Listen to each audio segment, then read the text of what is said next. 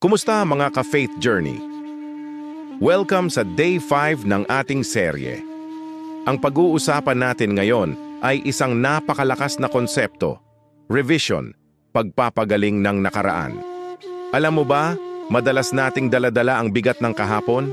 Yung mga pagkakamali, yung mga nasayang na pagkakataon, yung mga sakit na idinulot sa atin ng iba o maging ng sarili natin. Para bang may isang mabigat na kadena na nakatali sa ating mga paa na humihila sa atin pababa sa tuwing susubukan nating umabante.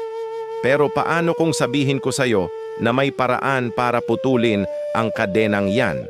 Ito ang sinasabi sa 1 Corinto 5:17.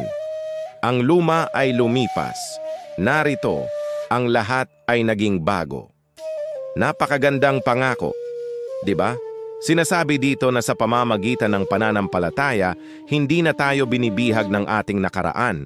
Ang dating ikaw, ang mga dating pagkakamali ay lumipas na. Sa mata ng Diyos, isa ka ng bagong nilalang. Pero baka isipin mo, paano yan?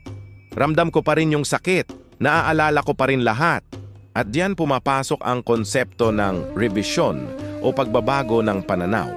Hindi natin mababago ang mga pangyayari sa nakaraan. Nangyari na yon, pero ang kaya nating baguhin ay kung paano natin ito tinitingnan at kung ano ang epekto nito sa atin ngayon. Isipin mo ang nakaraan mo na parang isang lumang pelikula. Paulit-ulit mong pinapanood at sa bawat panonood, ramdam mo ulit yung lungkot, galit o pagsisisi. Ang revision ay parang pagiging film director ng sarili mong buhay. Pipiliin mong i-edit ang pelikulang yan. Hindi para burahin ang mga eksena, kundi para baguhin ang narasyon. Yung eksena kung saan ka nasaktan.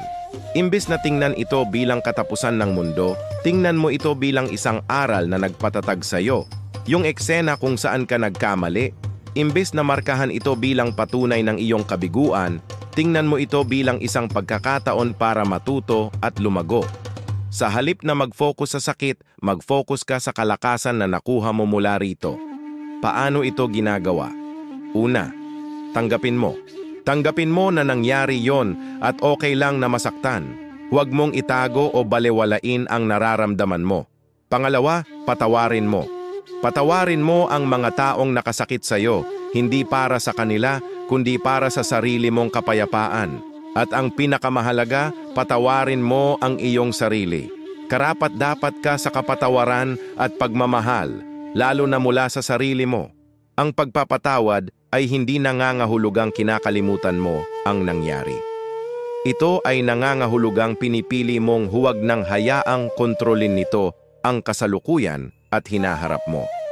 Pinapalitan mo ang pait ng pasasalamat, ang galit ng pag-unawa at ang pagsisisi ng pag-asa. Kapag nagawa mo ito, marirealize mo na ang nakaraan ay hindi na isang madilim na anino na sumusunod sa iyo. Ito ay nagiging isang koleksyon ng mga aral na humubog sa mas matatag, mas marunong, at mas maunawaing bersyon mo ngayon. Ang mga peklat ay nagiging simbolo ng iyong katatagan, hindi ng iyong kahinaan. Gawin nating gabay ang affirmasyon na ito para sa araw na ito. Ulitin mo kasama ko ng may buong puso. Pinapalitan ko ang nakaraan ng pag-ibig at pagpapatawad. I-claim mo yan. Palayain mo ang iyong sarili. Ang Diyos ay may inihandang bagong kabanata para sa iyo. Isang kabanata na puno ng pag-asa, kagalakan at kapayapaan. Huwag mong hayaang ang lumang kwento ang maging hadlang para simulan ang bago at mas magandang istorya ng buhay mo. Tandaan, ang luma ay lumipas na. Narito, ang lahat ay bago. Maraming salamat sa pagsama sa akin sa araw na ito. Sana ay nakatulong ito sa iyong paglalakbay. Kung nakahanap ka ng halaga sa mensaheng ito, mangyaring i-like ang video na ito at mag-subscribe sa ating channel para hindi mo ma-miss ang mga susunod pa nating pagninilay. I-share mo na rin ito sa mga taong sa tingin mo ay nangangailangan ding marinig ito. Magkita-kita tayo ulit bukas. Mag-ingat ka.